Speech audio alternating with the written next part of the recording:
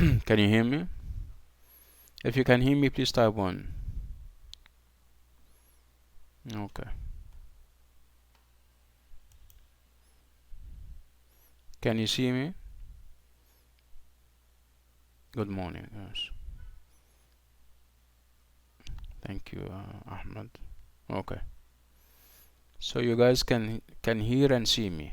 Okay. Let me share the screen with you. Okay. I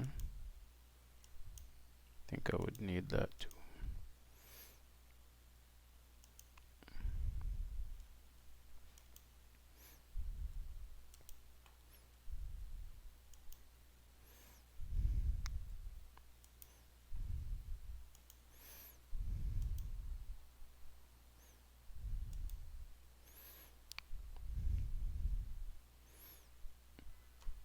So I'm also sharing the screen,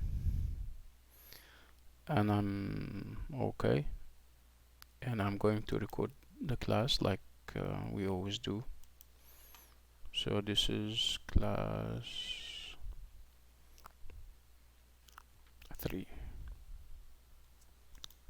I'll say Dr. Samah, and I'll say class 3.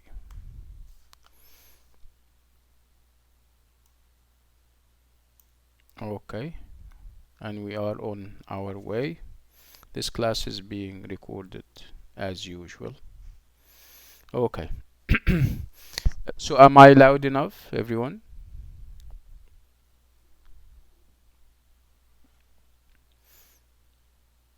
Okay, nice, good. Okay. So what we have on the agenda, obviously we have a lot.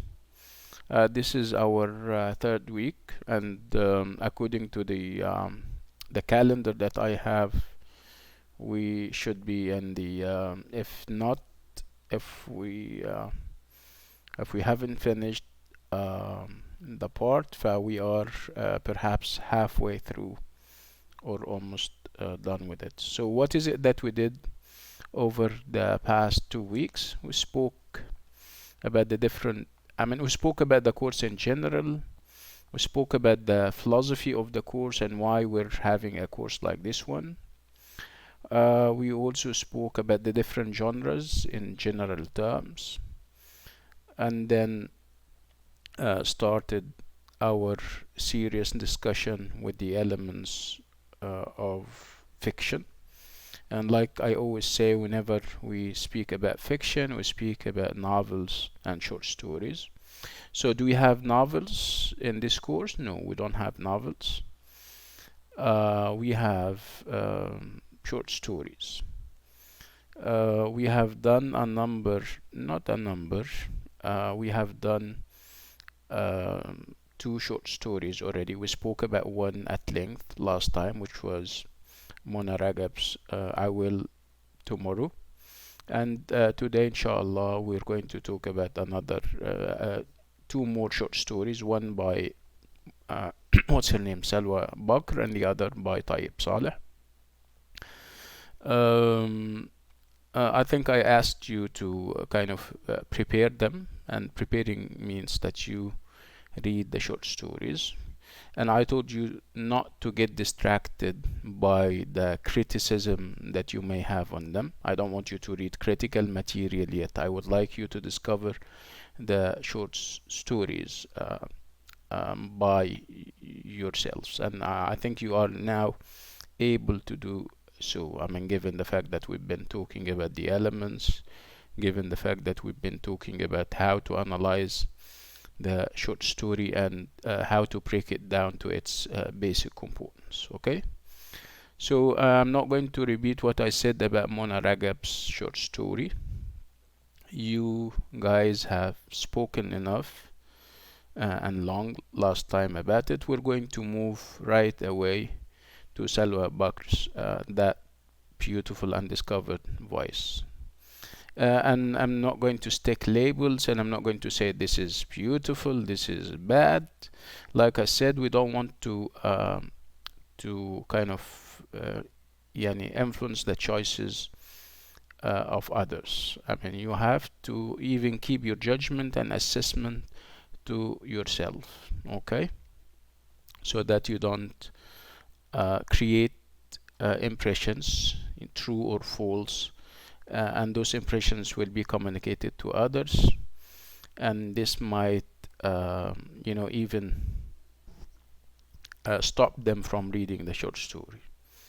So we're keeping the reviews, we're keeping the assessments to ourselves until we talk about them, until we talk about the different elements, and then we start to kind of justify why we think this was appropriate, and this was not appropriate technically, and stuff like that. Okay, so how many short stories do we have today? We have 2 short stories. We're going to do Salwa Bakr's That Beautiful Undiscovered Voice, and the other short story is by Tayeb Salih. What's the name of Tayeb? A Handful of Dates by Tayeb Salih. Okay. And I trust that you have read them, the 2 of them, because I shared them with you. You have them on the LMS already. So I'm hopeful that you have read them. I'm hopeful that you also came out with assessments of the 2 short stories based on deep analysis, based on reflecting on the short stories, reading them, breaking them to their basic components in terms of elements, and then after you have finished everything, you assess the whole thing and come up with a conclusion about the short stories. I'm hopeful that you have done that. Okay, bye. So in any okay, before I forget, we're going to divide the class today into 2 sections. The first section will be short stories, and the other will be discussion of the TMA. Lots of people approached me for this. I mean, they want me to perhaps shed more light on the TMA, and I cannot do that unless I talk about the elements of poetry. So the second part is going to be unpacking what poetry means and its different elements, so that when you approach the poem that we have for the TMA, you know how to handle it. Okay. So this is going to be like perhaps the last hour, if not the second hour, or perhaps half an hour before we finish. Just remind me so that we don't get carried away with the short stories and we forget all about it. Okay, so you guys have read the 2 short stories, I gather, and I trust. Okay, have you done that? Have you read the 2 short stories? I'm not asking about what they mean yet, and whether they have an impact, or I'm just asking you a question that would require a monosyllabic answer. It's either yes or no, and then we talk about everything. Okay, so how many yeses? We have so many yes, and an overwhelming number of students have read the short stories, and this is good news. Okay, now let's talk about the impressions that we came out with. Let's now focus on Salwa Bakr's That Beautiful Undiscovered Voice. So okay, let's talk about it. You give me an overall assessment, powerful, not to your taste, you didn't like it, and then we go to the details. Okay, so what is the overall impression about the short story? I mean, Salwa Bakr's short story, obviously. Anud is saying that she didn't like it. Mahal Masri is saying this story is a masterpiece. This is a bit of an exaggeration. Okay, we don't want to use big exaggerated words like saying that it is a masterpiece, because Maha, you haven't read other short stories. I mean, not you haven't read. Of course, perhaps you have read and you're well read. But to say that it is a masterpiece would be a little bit early, especially when you get to know that it wasn't, yeah, and it's not translated in every language and stuff like that. But I agree that it's a, if we say it's a good short story, that would help us, at least for the time being. So Maha is saying this story is a masterpiece. It has a strong impact on me. It's about the repression and the silencing of the women's voices. Yeah. So it is your own masterpiece. Let me tweak it a little bit. Yeah, Maha. Okay. Maisa is saying it's about women's struggle in society. Okay. More or less. Okay. Bye. Again, let's talk about the effect that it may have had on you when you kind of finished the short story. What kind of feelings did it communicate to you? What kind of sensations did you come out with when you finished it, if any, of course?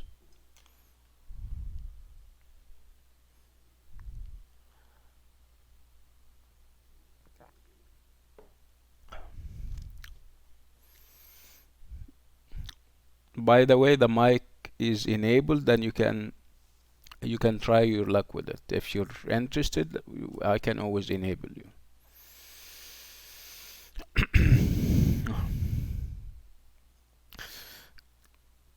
And I don't want 4 or 5 people, including myself, to monopolize the talk. We need everybody to participate. This is going to be taken into account while marking the TMAs and the final exam. Okay? Do I imply that we have participation marks? Yes, we have indirect participation marks. They are not put in the scheme, but this is practical criticism, and it's about people communicating ideas and contributing. Okay, so make no mistake about it. This is all taken into account.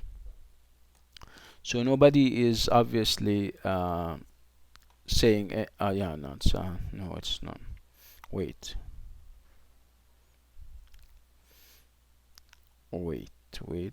Let's stop at.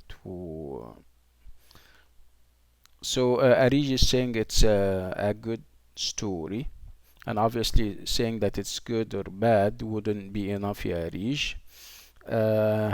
Haya is saying it's a sad story, so you'll have to elaborate on that, yeah, Haya. Abdul Wahab is saying almost something we often see on TV or drama. Reem is saying the story is about a married woman who is 49 years old. I'm not sure where you got this age from. I don't love the story. Hadil is saying that I don't love because it's a sad story. Anud is saying maybe it's good, but I don't like some of the structure. Okay. So Anud, Rinad is saying it's a tragedy, or it's a tragic story. Okay, that's good. What else do we have? I feel sorry for Sayeda. This is what Anud Shaheen is saying, that she feels sorry for Sayeda. And of course Sayeda is the main character, and Maisa is saying it's full of details and events, and it took a long time. Okay. Nada Nasser, Najwa Khalid is saying it's so annoying that no one bothers to hear her singing. Okay.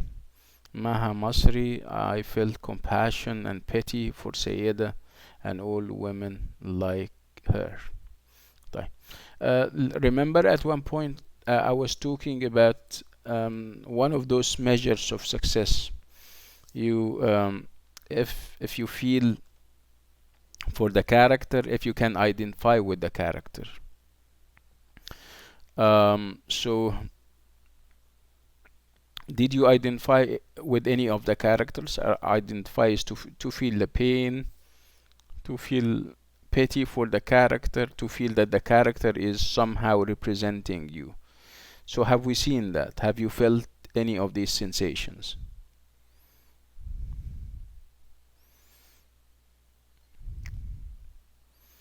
Okay, Sahar El Sabbagh is saying, I prefer to read a happy story or happy stories because we are suffering enough in our life. But with this story, it shows a series of women suffering. She means, which made us feel so sorry and sad. Okay. So again, I'm talking about whether you can identify with any of the characters, and I'm getting the feeling that lots of people in here identify with Sayyida. Okay. Okay. Razan is saying, I like the end because it was unexpected. I said I didn't feel sorry because she should trust herself and don't wait for others to emphasize that. She seems to be affected by Arabs Got Talent. Okay. طيب. Shuru is saying that the writer has a great creative ability in writing and a wide imagination when she portrayed the suffering of the silent women's voices in this story, despite the narrative length. Okay, interesting. So what are we coming out from this? We're coming out with the fact that you guys are now able to delve deep into the characters. You can read short stories. You know how to dissect and analyze them, and this is obviously good news. And this is something that you may have developed not through the course. Perhaps the course has helped with that, but you have some prior experience with reading short stories and perhaps novels, and this is good news. Okay, so let's start with the analysis. And when we analyze the short story and we talk about its different parts, at the end we can come up with an assessment. We don't have to agree on the assessment. We don't have to all say that it's a beautiful short story, it's a powerful short. We don't have to do that. You have a right to your opinion, provided that you justify why you're saying what you're saying. This is what we agreed on over the past 2 weeks.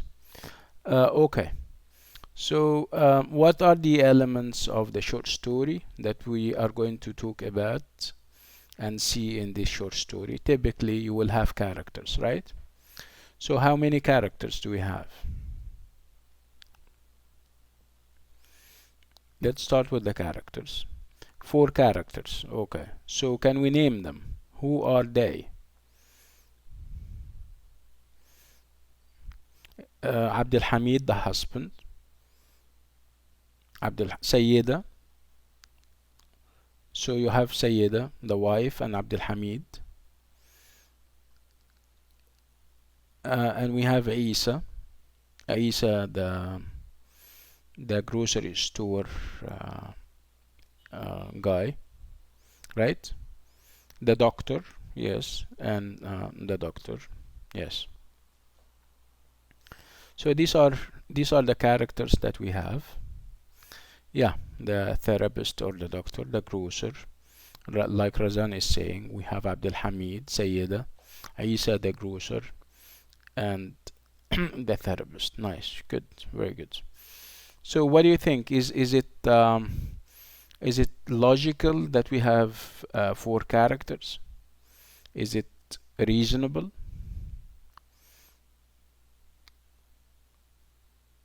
Yeah, why not? Remember, this is a short story. You can't have so many characters. This is not a novel, right? So Anud, this is not a novel where you can have scores of characters, perhaps 10 or more. No. Okay, so with short stories, it is expected that the number of characters is not so not so big, and this is happening here. Okay. Um, okay. So in terms of let's study the characters and see whether. So how many central characters do we have? Who are the main characters? Yeah, it's yeah, we have two, Abdul Hamid and Sayyida. Uh, which of them is more important even? I mean, the whole story revolves around Abdul Hamid or around Sayyida? It's Sayyida par excellence, like they say. Sayyida is the protagonist or the main character or the heroine of the short story. Okay, because it's her issues that we are dealing with, right? It's not Abdul Hamid. Abdul Hamid only reacts to what she says, and he is obviously reflecting the views of the society that they live in. So he doesn't initiate the action. He is only a recipient of the action and the events. Uh, unlike, of course, Sayyida, uh, whose role is obviously very outstanding, and like I said, the story is about her issues as perhaps a representative of women always and everywhere. We'll talk about that in due time. Um, so Sayyida is the heroine or the main character, and Hamid is playing a support role. How about Isa? What do you think of Isa? Is he an important character? No, he is not. Okay, he's a secondary character. So you have principal characters, main characters, and you have secondary characters, and Isa happens to be one of those characters, those secondary characters. Okay, good. Yeah, he is minor like Maha. He's a minor character like Maha Masri is say. Good. Okay, let's move to the setting.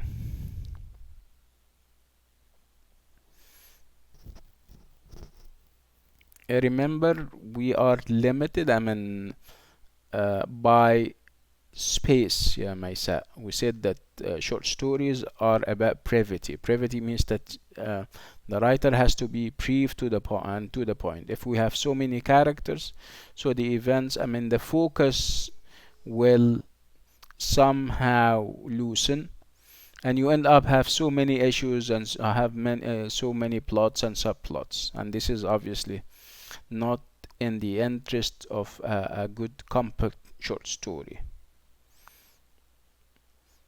Okay, let me go back to my question about the setting. Remember when we spoke about settings and we said that the setting of a story is its time and place. So Allah Akbar, Allah, where are we? Let's talk about the place aspect of the setting. Yeah, it's a house. Okay. Can you tell where we are from perhaps the name of the characters? Sayyida and Abdul Hamid. These are Arab or foreign names. What do you think? Arab? Yeah. You can even come closer and say these are Egyptian names, right? Okay, so the setting is Egypt. Where specifically in Egypt? Can you tell? Can you tell whether we're talking about a high class family or middle class or perhaps lower middle class? Yeah, lower middle class. Okay, nice. Okay. Yeah, Razan is saying probably in a village. Yes. Yeah, Maisa is saying that, yeah, the reason why she believes that this is lower middle class or lower class even is yeah, the idea, the description of the clothes and the other stuff. Yes, yeah, that's correct. And even the names Sayyida doesn't happen to be the name of an aristocratic lady, right? Uh, yes. Can Okay, nice, good. So these are clues that you put together so that you come up with conclusions, right? Right. In terms of time, where, in terms of time, when, any idea when this is happening? Hmm. Yeah, yeah, like no, it took obviously it took, yeah, it took a number of days. So you're saying that it is in summer. Okay, Mona, what makes you believe it took place in summer?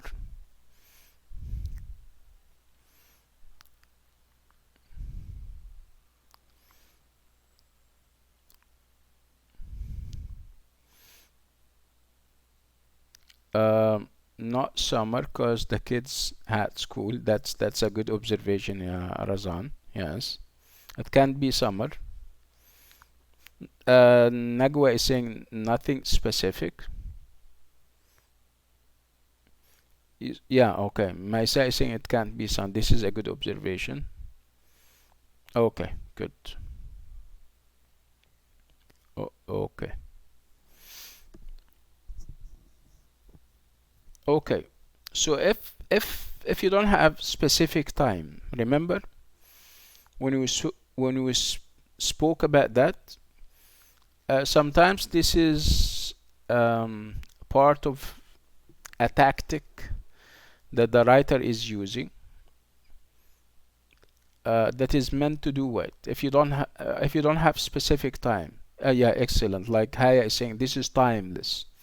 Timeless in the sense that it applies in Egypt and everywhere, and it applies at that time and everywhere, right? Especially when it comes to women issues, because women issues are across the board. They have the same kinds of issues, whether we're talking about Egypt, Saudi Arabia, America, right? Okay. So perhaps this was meant. Perhaps this is design, or perhaps this is deliberate, or on purpose. I mean, the fact that we don't have, clues, or we cannot detect clues as when this took place. This may be a reference to the fact that the issues discussed are universal. Universal means that they apply to Egypt, and they apply to other places. They apply in terms of time. They apply to perhaps 50 years back, and to the present, and perhaps to the future. Nagwa is saying that she got confused about how it ended. We'll talk about that in a minute, yeah, Nagwa. Okay, so this is as far as the time and the place are concerned. Let's move to something else. So we spoke about the characters. We spoke about the setting. What else do we have? The plot. Remember, in short stories you have plots, right? No, forget about the theme. The theme is going to be, we're going to look at the theme when we have finished all the other elements. Okay, again, we're talking about the plot. The plot would be the storyline. Is it a complicated plot?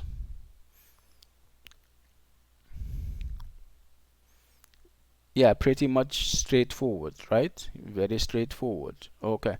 Do we have subplots? Subplots means that plots that run parallel to the main plot. Other people having other issues and they are also discussing them. Do we have that? No, we don't have that. That's good. Nice. Okay. Okay. Whenever we talk, you cannot talk about a plot without talking about a conflict. So do we have a conflict?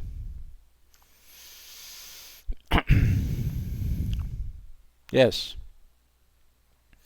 Okay, let's talk about conflicts for a minute. So conflicts can be external conflicts. Two forces are competing or are kind of against each other. You can also have internal conflicts, right? Within the mind and the soul of characters. Okay, you can have a conflict between an individual and the entire society. So let's talk about the conflicts that we have in this short story. Are they external? External means that you have forces that are fighting each other. External forces. Okay, so Maisa is saying that we have both internal and external, right? Okay, let's talk about the internal conflicts. Internal conflicts again within the mind and the soul of specific character. Yeah, Reem is saying yes, we have a conflict within the soul and the mind of Sayyida. Okay, what is this conflict? What is it all about?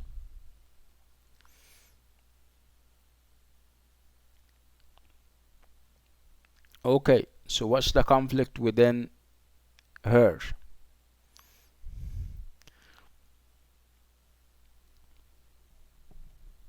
Okay, good.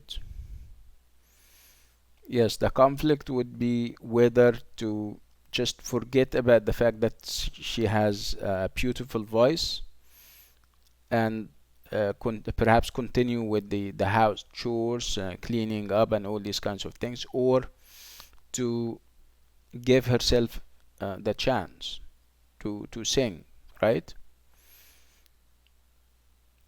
Okay, and there is also a conflict between the husband and the wife. Okay, the husband stands for conventions and traditions, old as they are, while Sayyida stands for what? For new ideas, right? For perhaps rebellion against old conventions and old traditions, right? Okay. So, and we also have a conflict between Sayyida. Sayyida stands for women, and the other side of the conflict would be the society with its conventions and its you know I mean old traditions about the role of women, the fact that they have to keep to their houses, they shouldn't be ambitious or aspiring, right? I'm asking who wins at the end. So the conflict that is between Sayyida and the entire society, who wins at the end? Who is the winning side, or which is the winning side at the end? Society. So where does does this leave us? Are we happy about this conclusion? No. Okay, perhaps this was part of the frustration and disappointment that some of you felt, right? Uh, Obviously, there there is nothing wrong with singing, right? Um, it she was not given the opportunity to kind of express herself and um, exercise this gift that she has, right? Mm-hmm.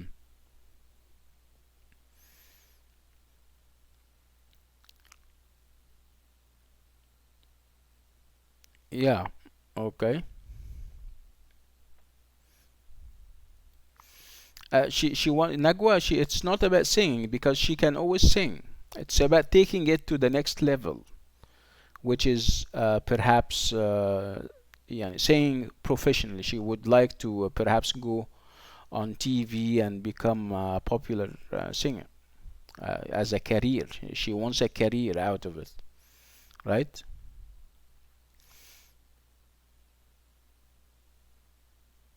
Yeah. Oh, Anud is saying that to be honest, I was waiting for Sayeda to win. Yeah, she gave up on her dream. This is what Arij is saying. Okay. Okay.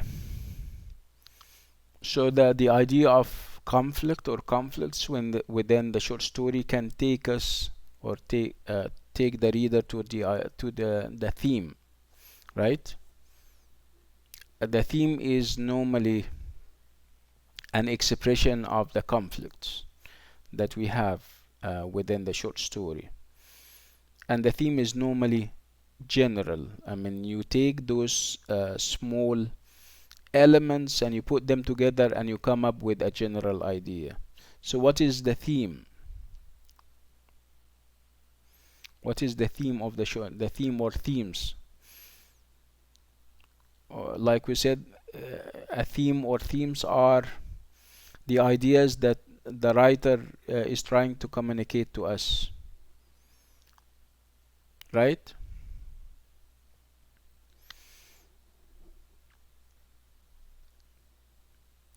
Um, I think it can be about giving up and silence. Nagwa is saying it can be about chasing dreams. Maha is saying it is about the silencing of the voice of women. Reem Al Aswad is saying, I don't know, but I feel that the end was strong, as if she was convinced that her voice was not beautiful because of the influence of her husband. Mm. So Maha is saying it's about the repression of women, silencing them, not allowing them the opportunity to express themselves. It's about not giving them, society is not giving them the benefit of the doubt, if you like. The weak position of women in society. This is what Maisa is saying. Um, Nur Suleiman, it's about giving up and not giving up. Okay, interesting. Interesting ideas. So, what do we have left? We have point of view. So, the narrative is given through point of view, right? So, what angle of vision do we have? First of all, is it a first or a third person narrative?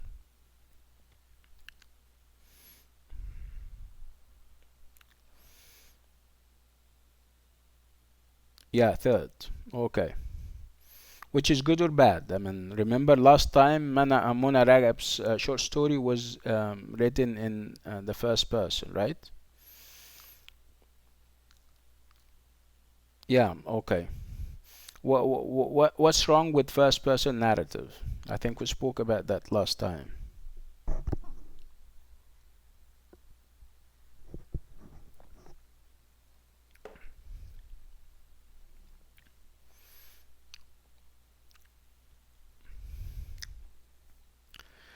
With first person narrative, you don't have access to the other characters. I mean, the first person narrator has a monopoly, is exercising a monopoly on all the characters. You don't hear them speak for themselves. This is the problem with first person narrative.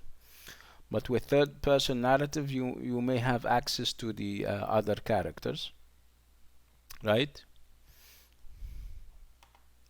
Yes. So Maisa is saying third person narrative gives us the chance to evaluate the case more than first person. That's yeah, that's correct. Yes. Okay. Okay. So it's third person narrative that we have this time around, right? Unlike Mona Ragab's short story. Okay. What do you think of the in terms of style? Style would be the language that the writer is using, how rich the not the vocab, the imagery that he or she is using. What do you think? If you even compare it to the other short story.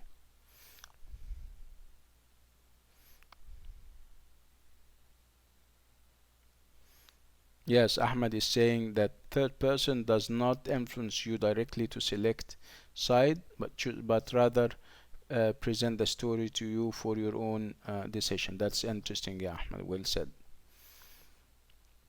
Um, I mean, Reem is saying it's simple language, informal language, simple. Okay. So when you say simple language, what do you mean by simple language? Can you elaborate on this idea of simplicity?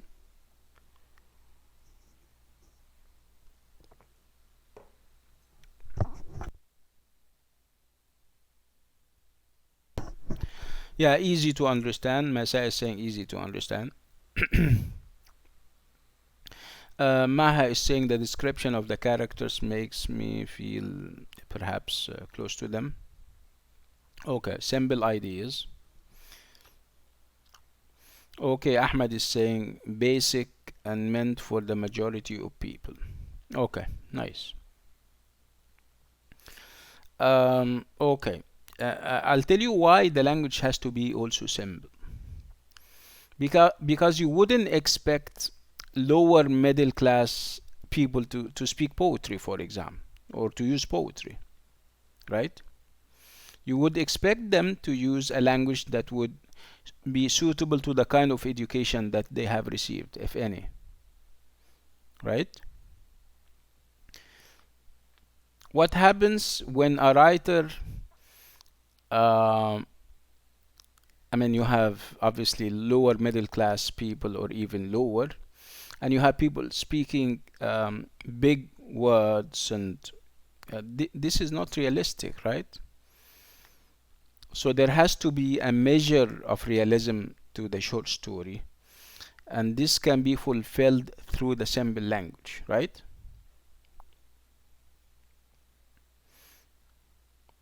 Yeah, it can be, yeah, impressive, but in a simple way, right?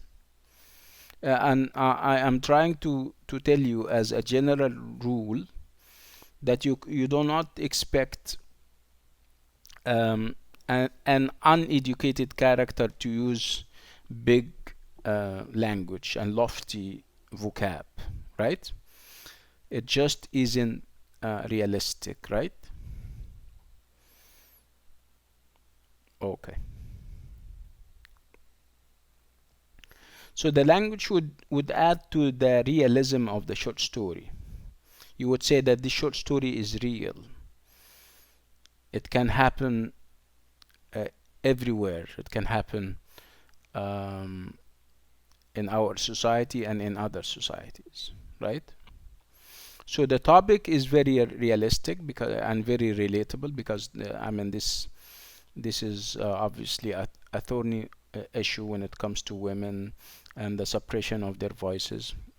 So the we can say that the short story is realistic on a number of counts. One of them would be the issues that the short story addresses, women and their issues, and also the language that the writer is using. The language, like we said, is simple, and it is It mirrors the language that people use in their daily conversations in that part of the world. It also or it is also suitable to the class or to the social class that they come from, to the kind of education that they receive or received. I'm not sure that I don't want to talk about the author. Like I said, my approach would be to kind of be as far away from the author as I possibly can. We don't want to read about the author and then impose the ideas that we have read about the author on the text. No, this is not our approach. Like we said, we first of all read the short story, analyze it, and then we can go and read about the author, his or her background. We read secondary sources about the short story and how other critics look at it, right? But this is stage number two. Stage number one would be that you analyze the story and you read it and you come up with your own conclusions. Okay. Okay, now that we have spoken about the different elements of fiction as given in this short story, I would like us to make an assessment of the entire short story, whether it is I mean, the writer was successful in conveying and communicating the messages that she had in mind, and how did she do that? How did the portrayal of characters help? How did the setting help? How did the conflicts that she presented help? So all the elements of fiction should get together so that they can communicate the message the writer is trying to get across to us. So do you think she was successful in manipulating these elements so that we can have a picture of what she wants to say at the end? Do you think that she was able to do just that? Okay. Um, in criticism, Maha, for future reference, in criticism we don't have totally, we don't have 100%, we don't have of course. These are absolutes, and we don't have absolute stuff in literature. Uh, Literature is about relativity, nisbiyya. Nothing is mutlaq, nothing is absolute. No, and I'm not saying I don't want you to say sorry. I'm just teaching you something. It's all relative. Okay, whatever I consider 100% successful, somebody else can come and say no, it's not. It's not successful at all. So let's steer away from absolutism, if you like, absolute standards and absolute values. No 100%. No, nobody is a 100% sure of something. There is always different angles of vision, not one single absolute angle. And even now we're discussing stuff. If we're discussing stuff, we have different views. Okay, so no one owns the whole truth, if you like. Okay, let's go on. So let's talk about the short story in general terms. You think that the writer was successful in... Yes, Abdul Wahab is saying it's an open field. Yes. Haya is saying she almost succeeded in communicating her ideas. Okay. What else?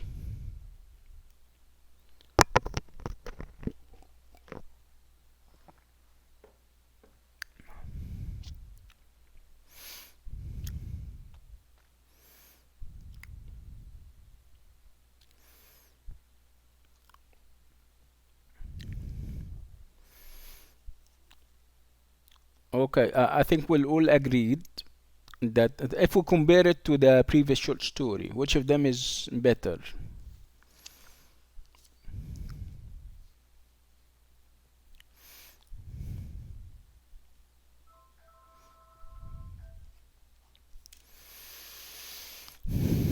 This one, right?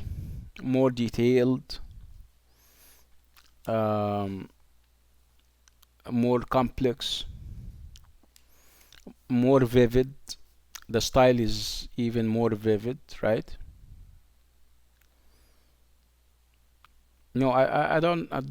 Yeah, like I said, everyone has a right to his opinion. If you ask me, I would say that this one is way better. Okay, طيب. One final thing before we leave this short story and move to another one about the idea of intertextuality. I spoke to you about intertextuality. Intertextuality means that the writer is giving reference to other works of art, to other literatures, to other um, proverbs, old sayings, verses from the Quran. This is called intertextuality. So, do we have any of that in this text?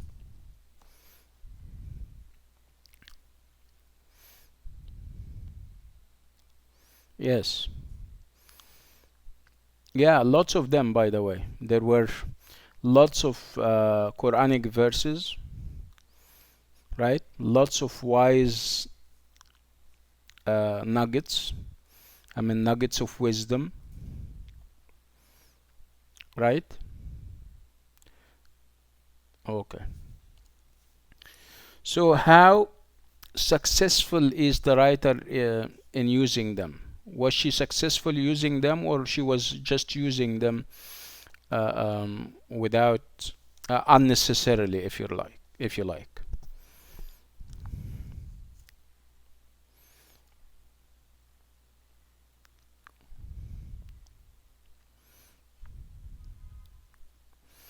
You okay? So there is a great deal of intertextuality in the text, which makes it vivid. When you make reference to other lines from other, I mean, perhaps works, whether they are literature or religious stuff, and this makes the text vivid. Yes, yeah. Maha is saying, yeah, she's using those quotes and those wise sayings in her conversation. It's part of her conversation. She doesn't use them as quoted material. That's correct. Shuru is saying that this is impressive, and it's a true addition to what's happening in the short story. That's good. Nice. Good. Okay. Overall, if if we are going to read the short story, so out of 10, how much would you give the author out of 10?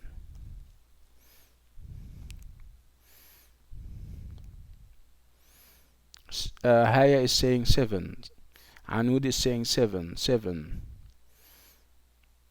Oh, Abdul Wahab is saying 9. Sahar 8. 8. So, okay. Okay. So it's 8. It's 8 that almost all of us agree on. And 8 is 77. Of course, she meant 7. Iman meant 7. Yeah, okay.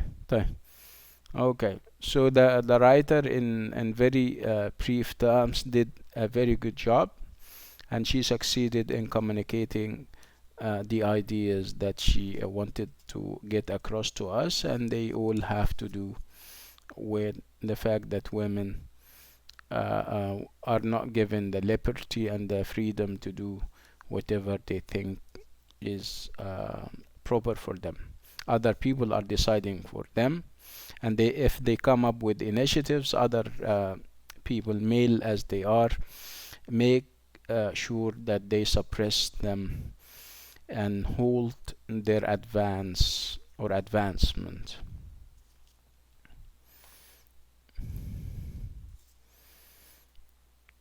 No, okay. Maisa is saying there are unnecessary things For me, the story lacks something which she doesn't know what it is.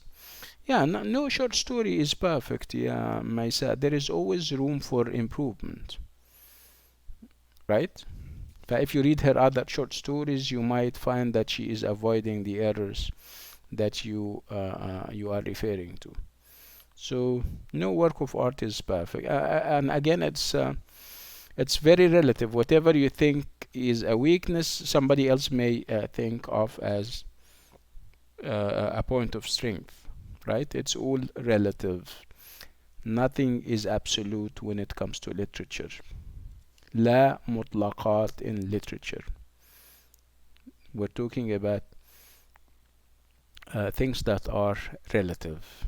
I may be thinking of something in a certain way, but you may be thinking about it in a different way. Okay, depends on my background, in my level of experience, and it also depends on how you look at the thing. Okay, let's move to the other short story. And the other short story is A Handful of Dates by Tayeb Salih. A Handful of Dates. Okay. I trust that you have read that too, right? Did you read it?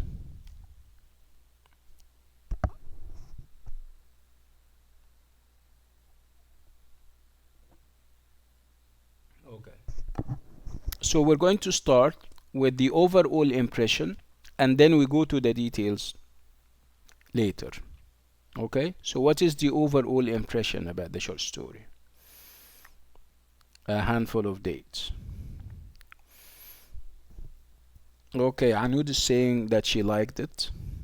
Yasmin Al Suwailam is saying that it is interesting. Noura, interesting, good, and I have a clear idea. Sahar is saying. Abdul Wahab is saying I like it too. Haya says she doesn't like it. Hadil Hussein is saying perfect story. Oh, we said we don't want to use those you know, big words. Perfect is absolute. No. You say it's good, it's very good, it's interesting. Mona is saying it's exciting. Reem is saying it's a deep story. Maha say I don't like Al Tayyib Saleh, but I like this story. That's what I'm talking about, ya Maha. Okay, we're not reading Tayyib Saleh. We're we're reading his story, and this is obviously different. Okay, we're not doing his biography for us to say, yeah, I like him or I don't like him. We're focusing on his short story, and we're trying to analyze it in an objective way so that our biases against the writer wouldn't stand in the way, right? We need to be objective, and objectivity has it that we steer away entirely from the writer and his biography. Okay. Shiru is saying it's boring. Rafif is saying I don't like it. Iman is saying I don't like it either. Okay, so we're even. Some of us like the short story and others do not. Okay, which is perfect. Perfect in the sense that we shouldn't, when it comes to literature, we shouldn't have unanimity or total agreement because we have different views. Okay, we look at the short story in different ways. Maha is saying that she read Musim al-Hijra ila al-Shimal, and based on that I don't like him. Perhaps he is different this time around, yeah, Maha, right? Perhaps what you see as errors are being avoided in the short story. So we need to give writers the benefit of the doubt, right? Mish'al is saying, me too, I don't like it. It's okay. Shuru is saying the way the story was told did not appeal to me. That's a very interesting way of putting it, Shuru. Okay. Um, okay. Where do we start? So, should we start with unpacking the title or leave the title until the end? The title is a handful of dates. Okay, obviously dates does not mean appointments, right? Now that you have read the short story, you know that dates are not appointments, right?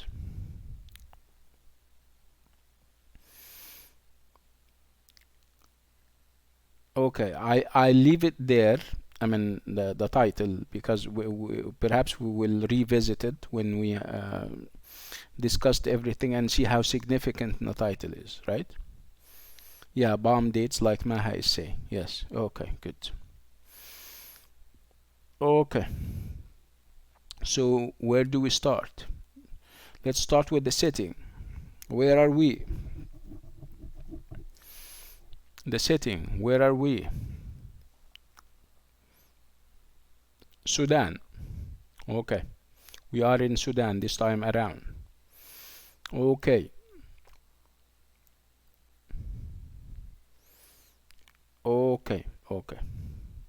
Where in Sudan are we? And by saying where specifically in Sudan, I am trying to strike a note here.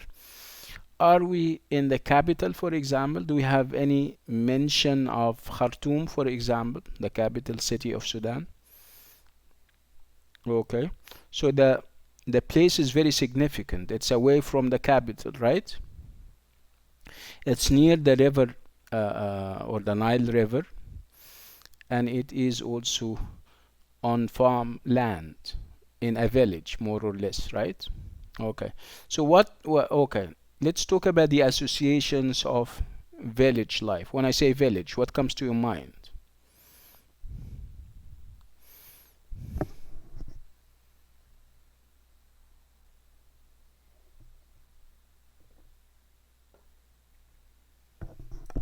Farming, farmland.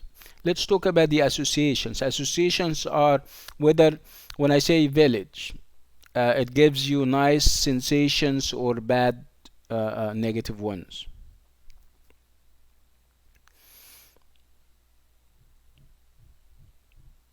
Mm. Pure. Anud is saying pure. Okay. Innocence. Anud is saying negative. I don't know how can you reconcile negative with pure. Yeah, Anud, you are the one who said both of them.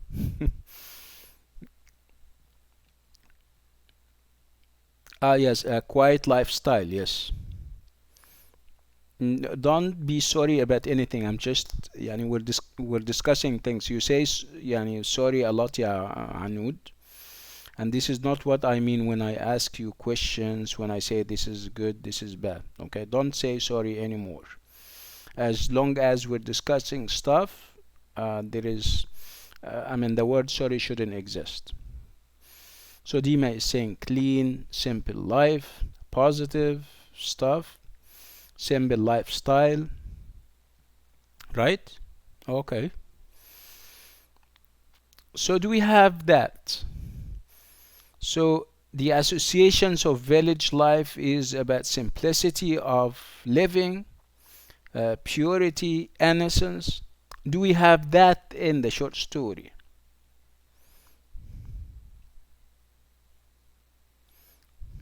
No. Okay. طيب. Good. Let's leave it there. Let's leave it there. Very good. Okay. So we are on a farm in a village, right? In Sudan. Any any idea when? When is that? Do we have any specific dates? Any specific time?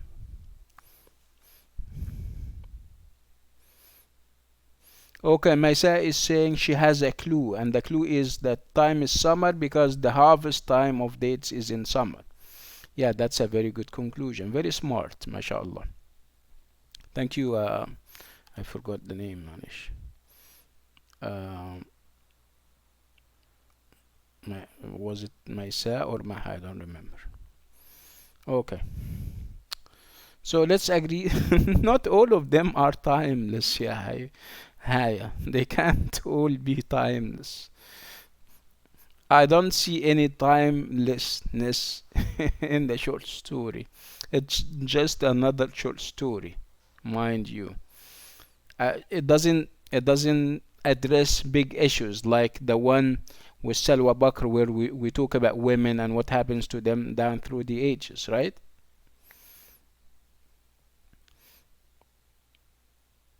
Okay, okay, okay. طيب. Um, let's talk about the characters. So how many characters do we have?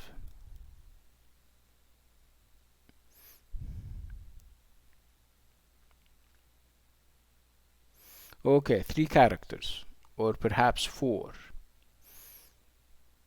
Okay, let's name them. Let's name them. Let's give them names.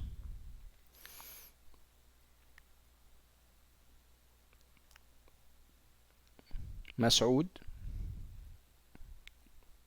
the child,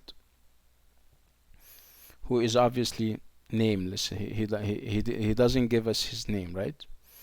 And the grandfather, right?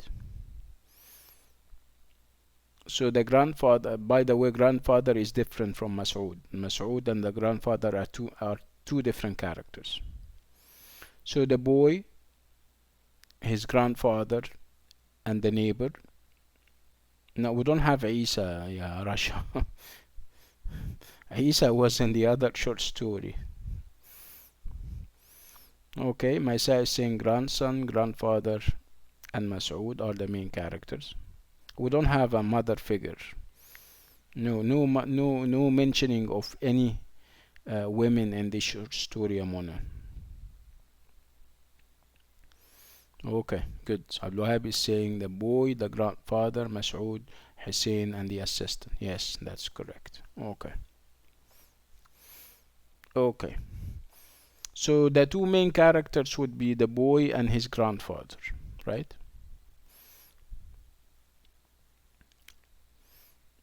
Okay. So let's move away because this is going to help us. Let's go to the narrative.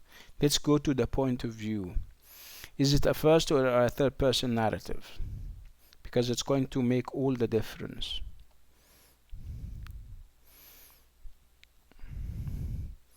First, okay. So the narrator is the grandfather or the child?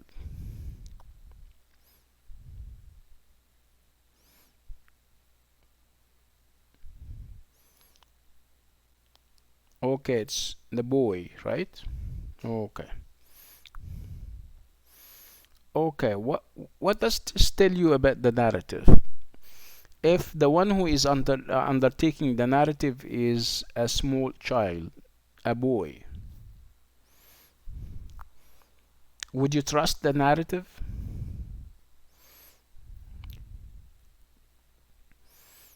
Yeah, it can be two things. You can trust it because the child is innocent and he wouldn't lie,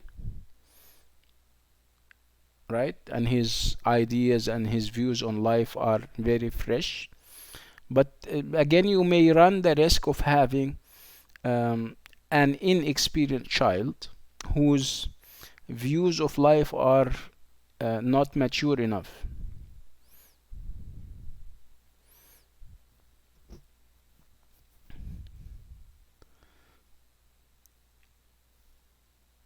Okay, so again, the narrative is given through the eyes of a child. Have we done anything before where the narrative was given by a child? It doesn't have to be this course. I remember giving something like this about this African child. I don't remember the story, the short story. If if anybody can remind us of the short story. Was it, I think, AA100B perhaps? The Ultimate Safari. Excellent, Yamaha. The Ultimate Safari by Nadine Gordimer. Yes, yes. It's The Ultimate Safari. Absolutely, yes. Where the narrative was given by a child. No, no, yeah, Sahar. You to 14 is a language course, not a literature course. مم. ممكن. هل يمكن أن تكون ذكريات ارتجاع whatever that means, but it's ممكن, yes, it's possible, yes. It's okay, no problem. Okay. So what did we say about the short story back then? Didn't we appreciate the fact that it was written through the eyes of a child? Remember, go back.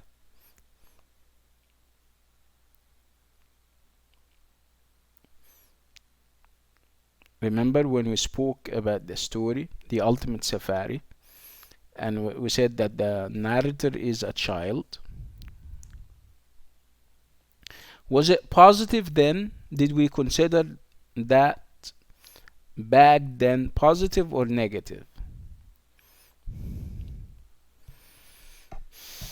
What is the advantage of having a child as the narrator of a piece of work? Nobody spoke about Masoud yet, yeah, Maisa. You're jumping the gun, like they say. Wait, wait. Okay. So Maha is saying with Safari it was positive, yes. And how did we account for that? We said that it's positive, okay, because children are not corrupt yet. They are innocent, right? And their vision of society and what happens around them is not distorted, and it's not a calculated kind of assessment of what is happening. Yeah. Okay.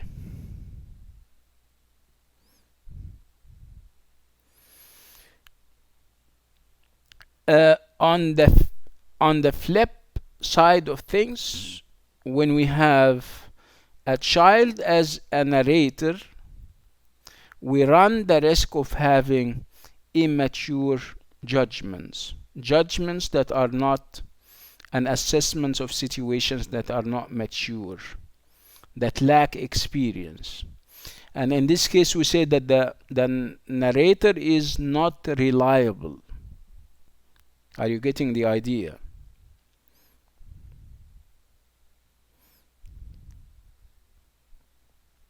Okay. Yeah, this is the negative part to it. Okay. Right. So the narrative is given through the eyes of a boy or a child. Okay. Right. Let's go back to the other elements. Let's go back to the element of plot. So what do you think of the plot, the storyline? Simple, complex, subplots? Do we have any of that?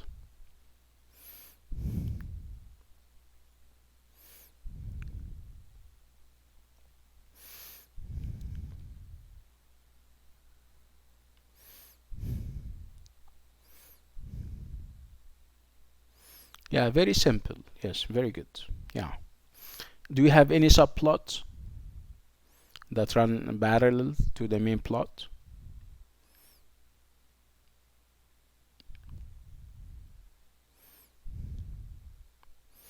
Yeah, Reem, what does this have to do with what we're saying? You keep saying a boy who idealizes his grandfather, they are Muslim. Now we're talking about the plot, right? We're not telling you tell us the story.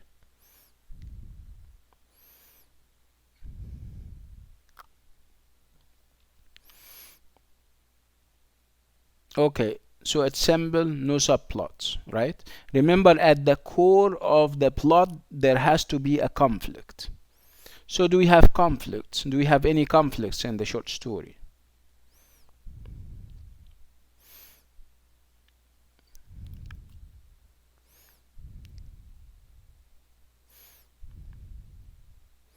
Okay, let's talk about it. Let's talk about the conflict or conflicts that you may have spotted or detected.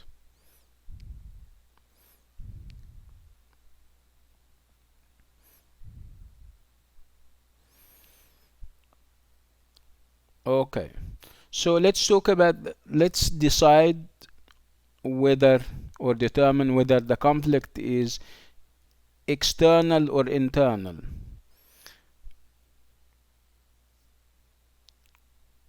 Okay. I don't believe that we have a direct conflict between the boy and the grandfather. They never confronted each other about something. So obviously the conflict is uh, okay. Do we have a conflict within the soul and the mind of the narrator, the child? Internal, like Russia is saying. Yeah, obviously we have an external conflict between the grandfather and Mas'ud, like Yasmin is saying. That's correct. Yes. We also have an internal conflict within the soul and the mind of the child narrator. So if you have a conflict, you have two sides. So the child narrator is having issues with what? What's his problem if he has an internal conflict? So the internal conflict is between what and what within him. Okay, Maisa. Okay.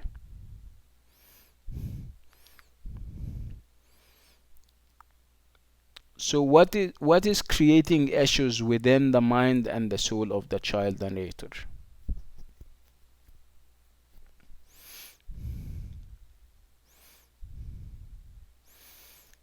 Okay. So Anud is saying it's about why the grandfather hates Mas'ud. Yes. Yeah, this is one thing. Actually, it's not about knowing why the grandfather hates Mas'ud. It's about not understanding why his reasons are good enough. I mean, the child is undermining and is challenging the reasons. Remember what the grandfather said about Mas'ud and why he doesn't like him? He said that he is lazy. So the child does not see this reason a good enough reason for his grandfather to hate Mas'ud. Right? Okay.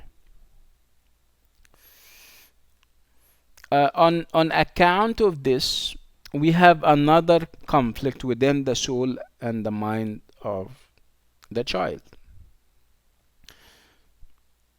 which is on one side he used to like his grandfather like you can never imagine. Now he is reconsidering his feelings towards his grandfather.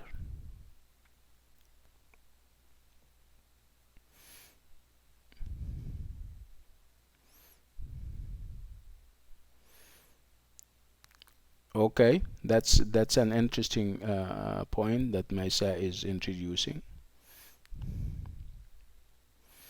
Reem is saying he was mad and completely shocked at the way he treated Masoud, at the way his grandfather. Yes. Anud is saying he wanted to be like him. Anud is saying then he hated him. Yeah, you see the confusion that we're having. Yes, at one point he would love to be like his grandfather, but the rude awakening came when he saw how he treated Masoud, right? Arij is saying that the grandfather has a revengeful personality. Yeah, more or less.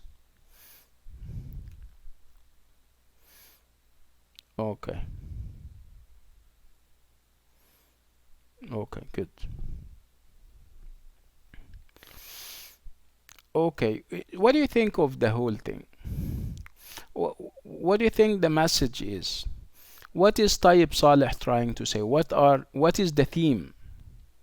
What is the idea that he is trying to communicate to us, if any?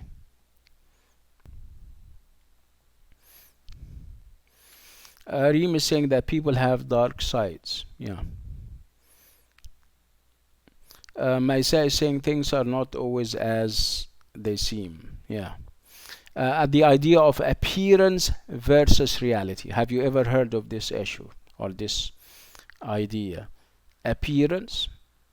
You may appear something in front of people, but deep down you are not what you appear to be. Right?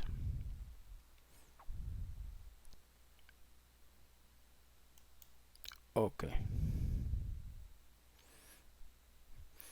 Maha is saying the maturity. Let me read this. I don't know where it went.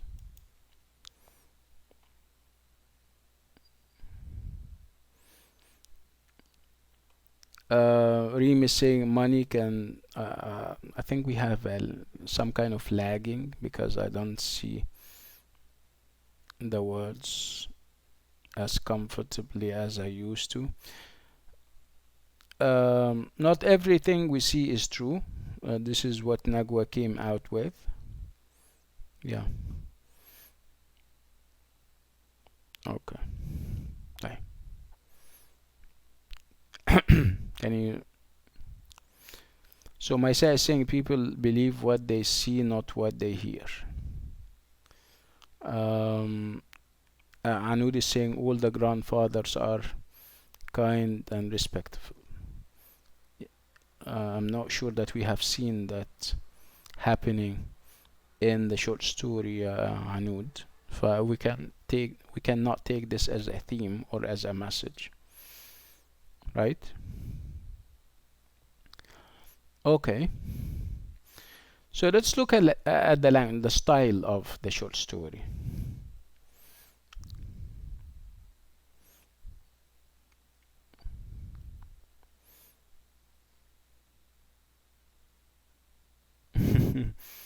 Maha is taking issues with Masood being indolent and being a married somebody who gets married more often than not, and she's saying that if he is acting this way, the grandfather is not um, to blame in this case. Abdul Wahab is saying purity never accepts greed. Okay.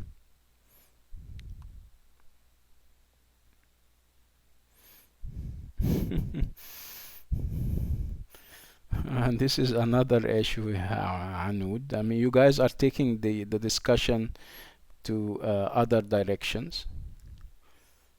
But let's keep it within the limits and the confines of literature. Okay. Okay, طيب. Let's look at the style of the writer.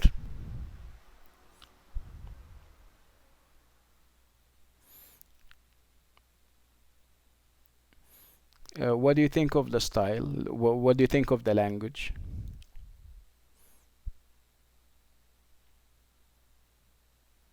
Hello? So simple and easy, clear, simple and easy and clear, easy to understand. Okay. Which is obviously typical of the language of a boy or a child, right? So this is the language of the child, not the author, like we always say. You shouldn't be confusing the author with the narrator, right? We keep saying that.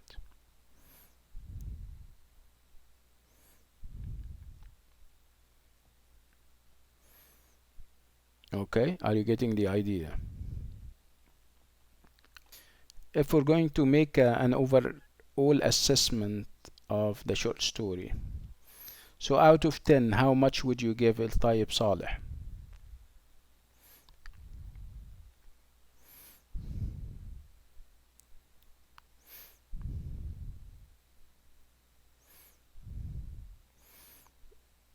Nada is giving him 9.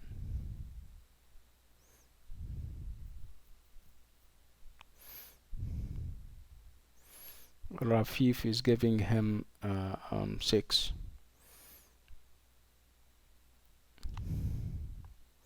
Abdul Wahab 9. Sahar 8. Aris 7.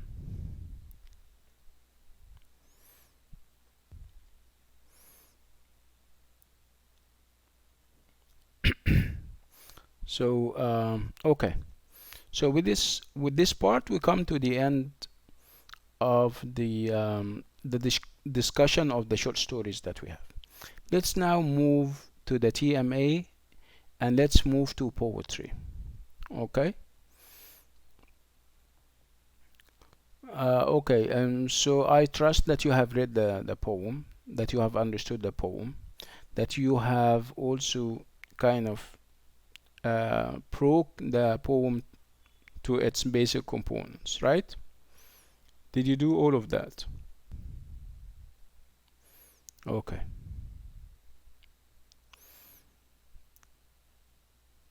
So we're experiencing lagging. That's why you cannot hear me properly, obviously. I mean, my voice, I can see that my voice comes and goes. There is a great deal of fluctuation. Perhaps it's heavy traffic that we're having over Adobe, right?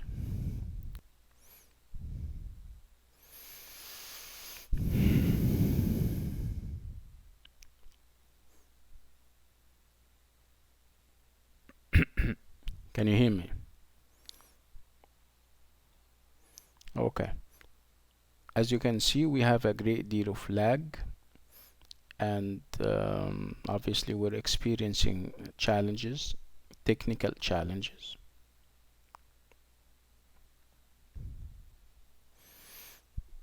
Okay, so if you can hear me, obviously we're having issues with the system. There is obviously I mean heavy traffic.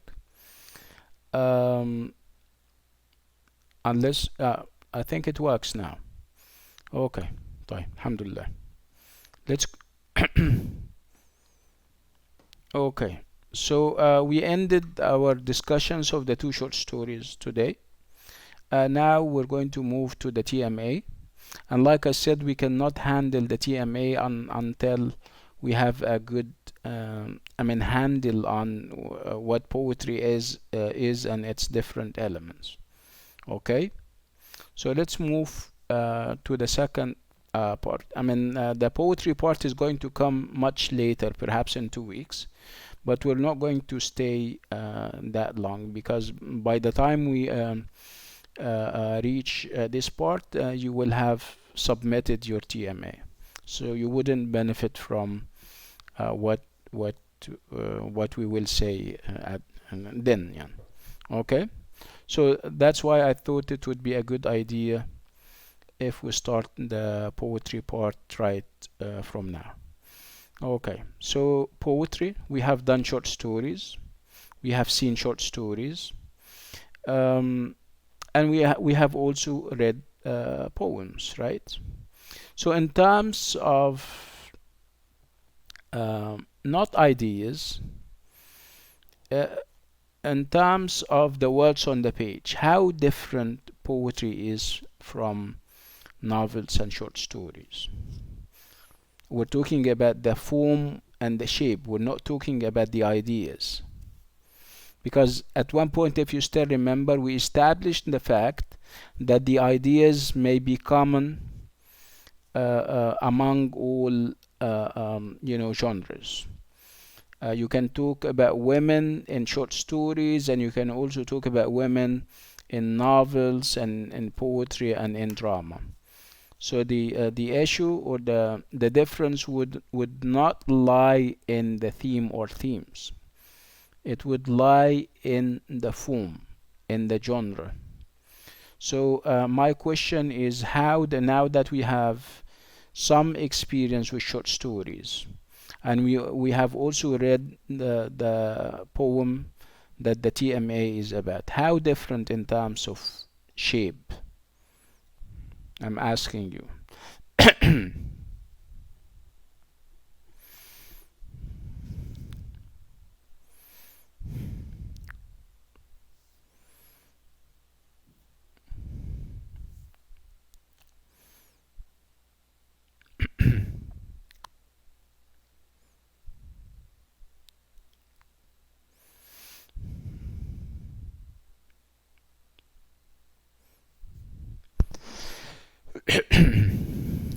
Yeah.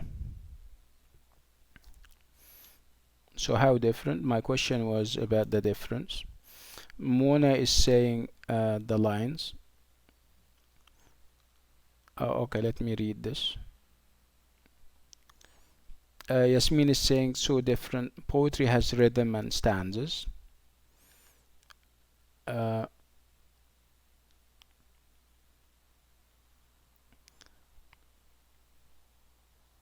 okay. طيب.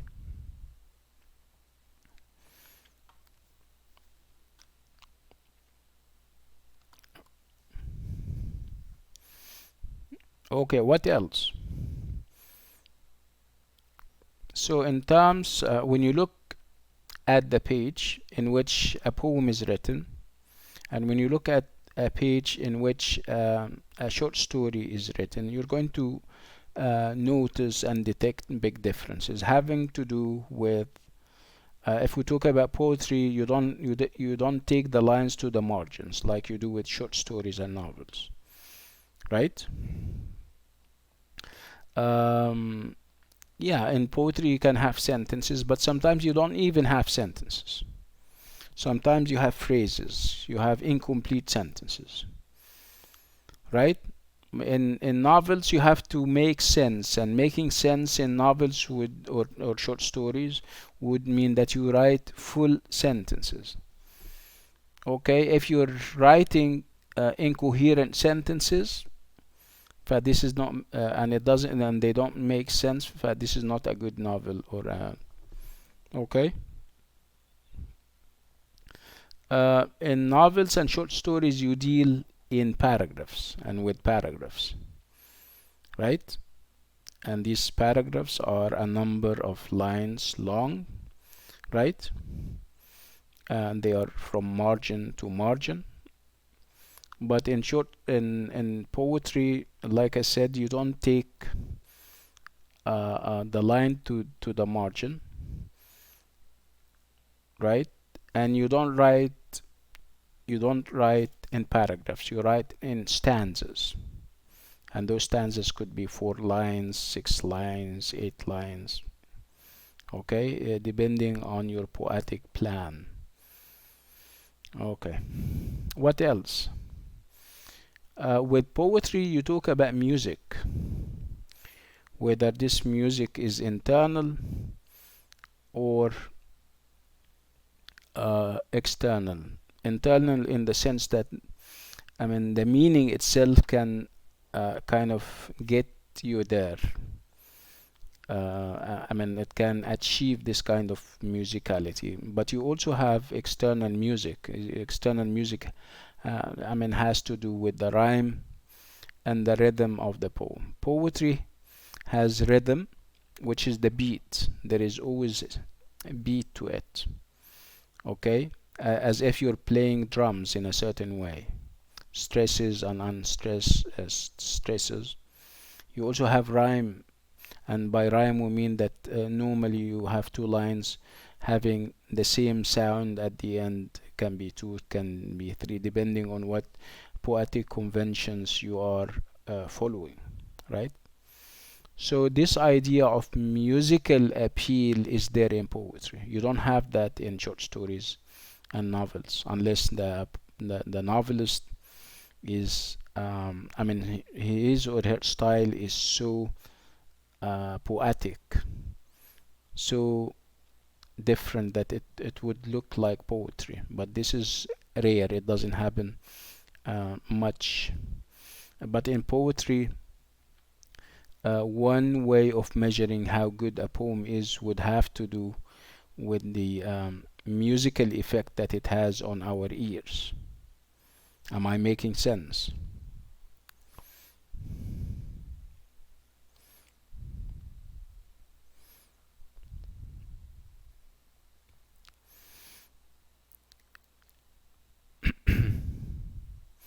When we also talk about poetry, we talk about images and figurative language. The language of poetry is different from the language of non-poetry in the sense that you have images, you have imagery, and you have figurative language. The poet uses the language in a non-traditional way. He's different from the prose writer of the novel and the short story. Okay? Because every single word, not every single word, every single syllable counts in a poem. Okay? So how do you judge the merit of a poem? How would you judge a poem and say this is good, this is bad? It's through putting all these factors together, whether we're talking about rhyme and rhythm, whether we're talking about imagery and figurative language. All these devices, all these factors can contribute to an overall good impression of or about a poem. Okay, so you don't look with poetry, you don't look at one aspect and say this is a good or a bad poem. You need to also make sure that these devices that I'm talking about, these features that I'm talking about that are unique to poetry, all of them contribute towards achieving the effect that the writer or the poet has, contributing to the message that he is also trying to communicate and get across to the reader. Do I make sense? Okay. So let's now move to the poem itself, the poem that we have, and the poem that the TMA is on or about. Any idea? Do you still remember what the name of the poem is? Give me the name of the poem.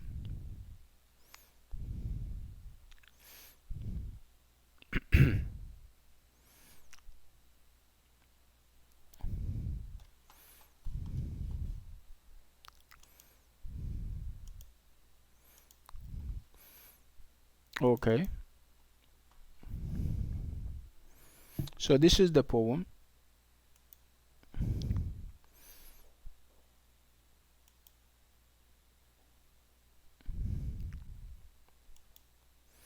So can you see the poem? If you can see the poem, say yes.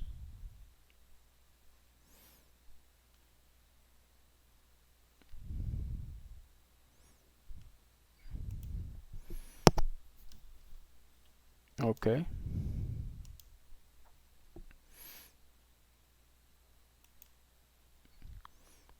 Okay, so this is the poem as you can see. And the title of the poem is The Road Not Taken, right? Okay. And this poem is by Robert Frost. Robert Frost is a famous poet, right?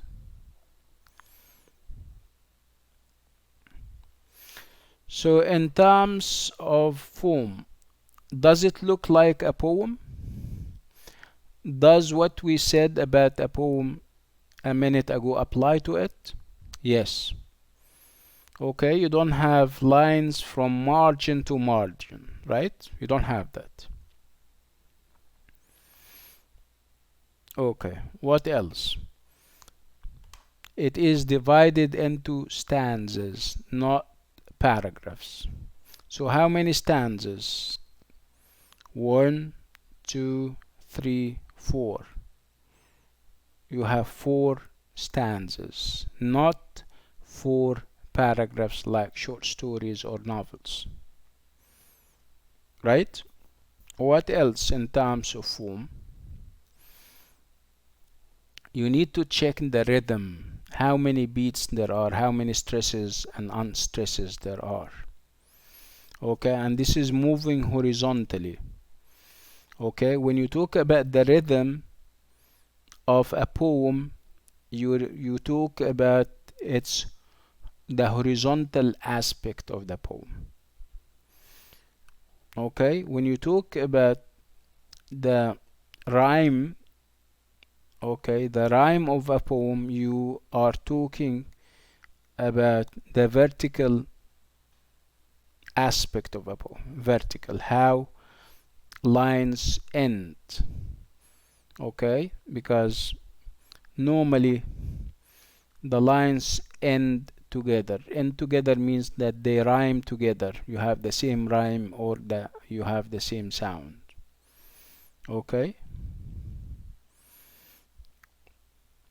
What else? Internally, you would look at the imagery and the figurative language.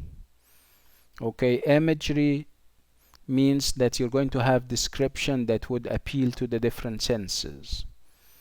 The sense of touch, the sense of smell, the sense of sight, and even the sense of hearing when you have perhaps sparrows uh, uh, and birds singing and stuff like that.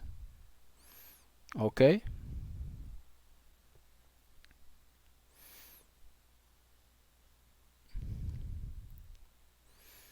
Okay, like I said, all of this would contribute to an overall effect that is both musical and thematic.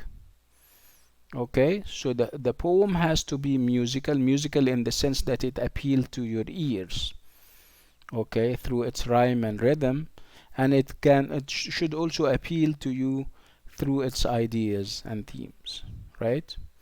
The ideas and themes are achieved through the imagery, through the figurative language, and also through the music of the poem.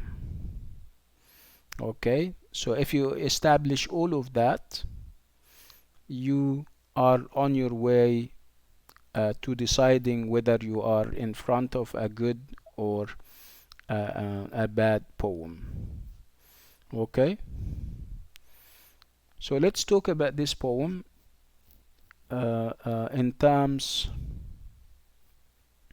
what uh, which is easier when it comes to reading and understanding a piece of work. Do you find poetry easier than short stories or the other way around? I'm asking you.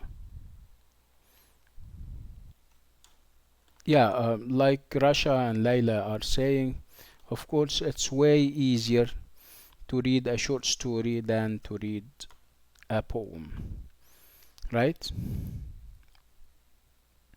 A short story is written in prose, not poetry, and prose is normally direct, right? And you don't have the condensation of words and ideas that poetry is all about. Sometimes, in the interest of condensation, in the interest of saying too much in so little space, the writer or the poet can compromise meaning. The meaning is sometimes uh, not easy to kind of detect. You'll have to think about the poem more than once. in short stories and novels, I think it's easier to detect uh, uh, and track the meaning, right? Yeah, it applies to all languages. Yeah, poetry is difficult or challenging in Arabic, in English, across the board, in other words. Okay, so what we're trying to say is that poetry does not, or a poem does not lend itself to easy interpretation. You have to read it once, you have to read it twice, okay, and sometimes they tell you no matter how hard you try to understand a poem, the meaning is in the stomach of the poet. I'm sure you have heard of this expression, المعنى في بطن الشاعر, which means no matter how hard you try, there is still a meaning that you wouldn't reach. It is deep with the poet, deep down with the poet. Okay. Does it mean that we don't read poetry because we're not going to understand? No, of course we read poetry, we appreciate it, and we also come up with our own conclusions and interpretations of them. There is obviously nothing wrong with that. But we're pointing simply to the difficulty and the challenge that poetry may sometimes pose to the reader.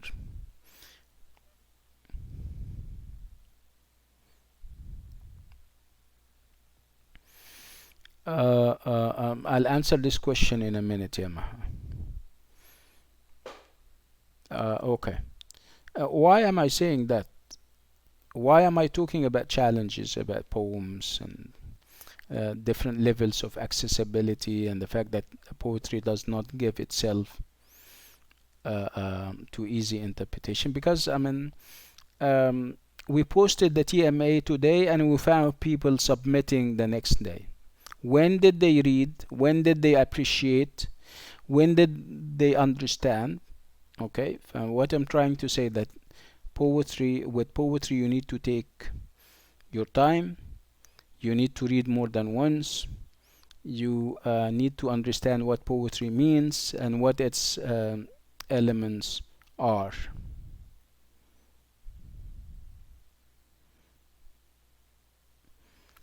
The maximum would be 350 words. This is the maximum that I can allow.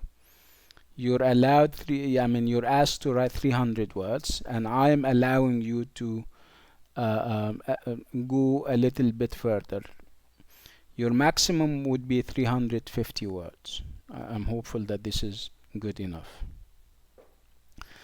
Again, it's not about writing and full stop. It's about understanding and appreciating. And it's about exploring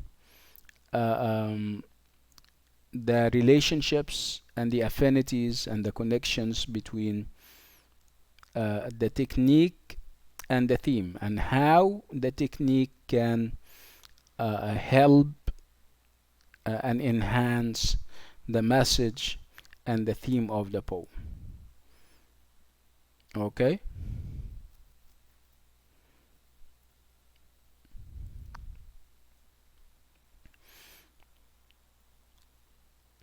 And you also need to remember that what we're asking you is not paraphrase. You're not paraphrasing. Okay, so there is more to the TMA than just paraphrasing. We don't want you to explain and to go line by line and explain. We don't want that. We're talking about themes and ideas, and we're trying to see, or we're trying to ask you to let us see how the technical devices is helping the writer achieve his purpose, communicate his messages. Okay. Right. I'll talk more about that perhaps next time. At least you now have a good idea of what poetry means and what ideas in poetry stand for. Okay, I would like you to start working on the TMA because obviously time is flying, and I am ready to answer questions that are more thematic than procedural. Don't ask me about the number of words anymore.